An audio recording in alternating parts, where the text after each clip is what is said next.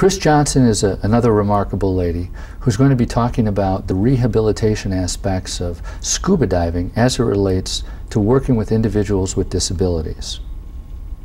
Hi, my name is Chris Johnson. I am a professor out at Aurora University, and I have also worked as a recreation therapist at Shriners Hospital in Chicago for about 17 years before I transitioned out to education. I have been scuba diving with people with disabilities for probably the last 13 or 14 years. And how I got into the scuba diving for people with disabilities realm is we started at Shriners Hospital offering a sports and conditioning camp for individuals with spinal cord injuries. And we offered a myriad of sports during that week, including rock climbing, scuba diving, tennis, track, basketball, etc. And overwhelmingly, the most favorite activity of that camp was scuba diving, year after year after year. And so we decided to embark with an organization that dealt with people with scuba diving, and were able to provide certification and take these kids and do something besides a Discover Scuba in the pool. It has been met with phenomenal results. As some people probably know, the biggest issues of physical disability are social isolation and sedentary activity. And scuba diving is a phenomenal sport that meets both of those deficits for children and adults with disabilities. One of the most important things to keep in mind when working with individuals with disabilities in scuba experiences is that it can produce a certain amount of anxiety. So the philosophy that we always abide by with Diveheart is that we use a challenge by choice philosophy.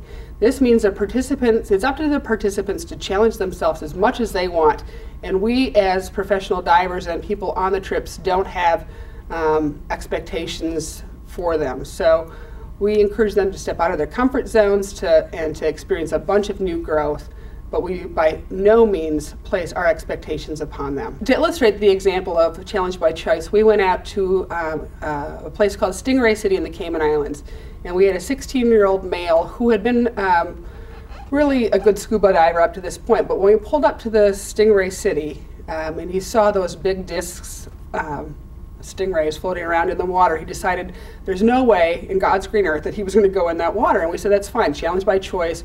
You challenge yourself as much as you want to. His buddy on that trip was a man that was about 6'5". He was just this huge guy, and he was also fine with this boy not participating or not going in the water with the stingrays. Well, as everybody got dressed up and started to go in the water, this young man said, I think I might want to try it. And we said, excellent, let's go ahead and try it. And he said, okay, but if I don't want to stay down long, I don't have to, right? And he said, absolutely. And we said, absolutely. You can get in and get out within a couple seconds if you'd like. So he went with his buddy in the water, and as a 16-year-old male had the death grip on his buddy going down, illustrating that he was extremely fearful. About 30 seconds to a minute later, you saw him visually start to follow all the stingrays around. Another minute later, he had one arm that let go of his buddy, and about 2 minutes later, both arms let go of his buddy, and he started swimming around, and the stingrays started passing him, and he had this wonderful, wonderful experience. When he emerged out of the water after swimming with the stingrays, he looked at us and said, if I can do this, I can do anything. And I really believe that if we had forced him to go into the water, he would not have had a similar experience. He challenged himself as much as he wanted to go, and ended up having this probably a pretty much life-altering scuba trip. When we embark on adventure trips, one of the first things we do is we use a full value contract with the participants as well as the staff members. And a full value contract basically is this. It says that they will agree to speak for themselves. They will agree to celebrate and set personal as well as group goals, that they will respect each individual as well in their similarities as well as their differences.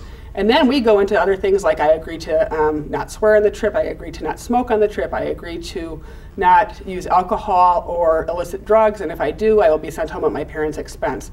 And the first thing that this does is it establishes norms for group behavior, so everybody knows what is expected of them and how to interact with one another, and it just sets the tone for the whole trip. Another thing we do on the Diveheart trips is we thoroughly assess who we're going to put as buddies with what participants. So we know the participants fairly well, and we also know the buddies fairly well. And we purposely pair people who we think will be a good match together. And I think the results of this have been that our buddies have learned sometimes just as much as our participants have from being with each other during the whole trip and also scuba diving together. Another thing that we do is each and every evening we have a debriefing session. So the buddies will get together, and sometimes the participants will also get together, come into a large group and discuss how the day went. And then we can make recommendations for the future days, touch base with people, see how they're feeling, how they felt about the experience, and it gives us a basis to move on to something better. Also, with the full value contract, we probably, after the first or second night, will ask each participant what they're most fearful of. And during that meeting, it's just two of the adult buddies with the participants. And the kids then will write down whatever they're most fearful of. And we will ask that we'll be able to share that with their buddies. And a lot of times that has helped with anxiety levels. Just two of the many goals that we work on are communication skills and independence. And one of the wonderful things that happens on these Diveheart trips is there are two people that go that have rehabilitation backgrounds as far as buddies go, but the rest of the buddies that go on the trip have backgrounds as lawyers, as businessmen, as dentists with minimal experience with people with disabilities. So what this does is it allows the participants who have the disabilities to speak for themselves and to problem solve and to figure out how to be independent in their rehabilitation skills, because they do not have that constant care being given to them by a lot of rehab professionals or their parents. And so the Diveheart trip really essentially fosters a lot of independence and communication skills because of that unique aspect. A couple of important aspects to think about when putting groups together is, one, who are your individuals with disabilities and how are they going to jive with each other? So you want to pick out a group of individuals, if possible, if it's a therapeutic trip. Those individuals or those divers, they're going to be new divers or going to be participants on the trip, you want to pick them out so they mesh with each other. The other thing is you have to pick out a group of volunteers who are also going to mesh with each other and mesh with the mission of the organization, such as Diveheart. Then you can blend the two together and have wonderful results. So I think what I'm trying to say is you have to pick your participants carefully if it's a therapeutic trip, and you have to pick your volunteers carefully in order to marry the two together successfully. With our scuba diving programs, we use what's called the adventure paradigm. And with the adventure paradigm, there are a couple important aspects. One, that you provide each individual with a novel experience. It's brand new. So for many of our participants, scuba is a new experience. You encourage them to step out of their comfort zone, and you use a challenge by choice philosophy. And what we have seen, because we have used that paradigm with outcomes, we have seen an increase in confidence, an increase in independence, an increase in problem-solving abilities, not only amongst the participants, but we've seen some of that confidence and that independence rub off to the family members. We have had people leave for college after they had participated in a scuba experience, and their parents didn't want to let them leave for college until they've gone with us. We've seen people start dating. We've seen improvements in school. We have seen improvements in just a wide variety of areas. And so I think using the adventure paradigm just goes to show that we can have some really great outcomes using that paired up with scuba diving.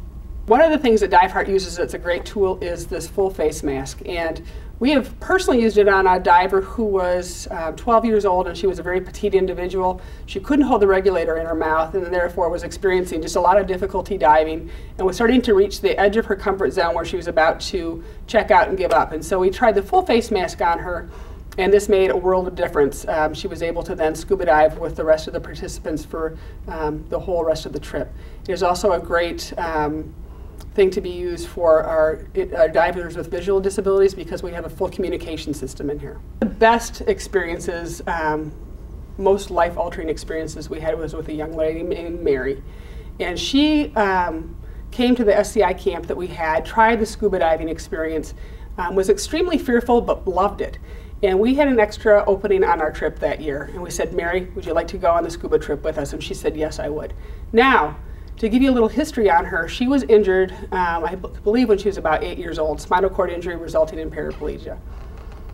We had been trying to get Mary involved in activities and to come to our sports camp for years. Every year I would say, Mary, you want to come to the camp? And she'd say, no, no, no, it's too much activity for me. I'm a little bit fearful. I said, okay. When she was 18 years, I stopped asking her. When she was 18 years old, I stopped asking her if she wanted to come to the camp. That year, she asked me if she could come to the camp, and I just about fell over. Because not only was she not involved in physical activity, she was also very protected by her parents, which I do not blame them at all. And whenever she would leave the house to go to school, to do any social function, she would always be accompanied by a family member. Therefore, her social circle was very small. So it was just really wonderful that she agreed to come to camp to start off with. And like I said, at camp she tried scuba, was very fearful of it, but loved it. And so we asked her to come on this trip. She said yes. She went home and told her parents that she was going to go on a scuba trip to Cozumel with us. Her parents said, are you crazy? There's no way you're going out of the country with this group of people, even though we really like and respect them. Mary said, I'm an adult, I'm 18 years old. I told them I was going, they have bought me a ticket, and I'm leaving to go on this trip. Now, so that was a huge step in the right direction for this young lady. Then we got down there, and she passed all her coursework, and her pool experience, she was really timid, but she did her pool her pool work too. We got into the ocean, and it was just a little bit too scary for her. So the whole time that we were down in Cozumel, those 7 days, she got underwater only once. But that one time that she was under was probably enough to change her for her entire life. She got back to Chicago, and then she decided she wanted to volunteer at Shriners Hospital with the rec therapy department. So weekly she started to come in and do a wheelchair sports program with us. Pretty soon she started dating one of the young men that was also a volunteer for the wheelchair sports program. And soon thereafter, she left for Southern Illinois, went away from her family for school, majored in recreation therapy, and since has come back to Shriners and done her internship, is now seeking employment. So I think that's a great example of the power that scuba diving and the whole adventure experience may hold for an individual with a disability.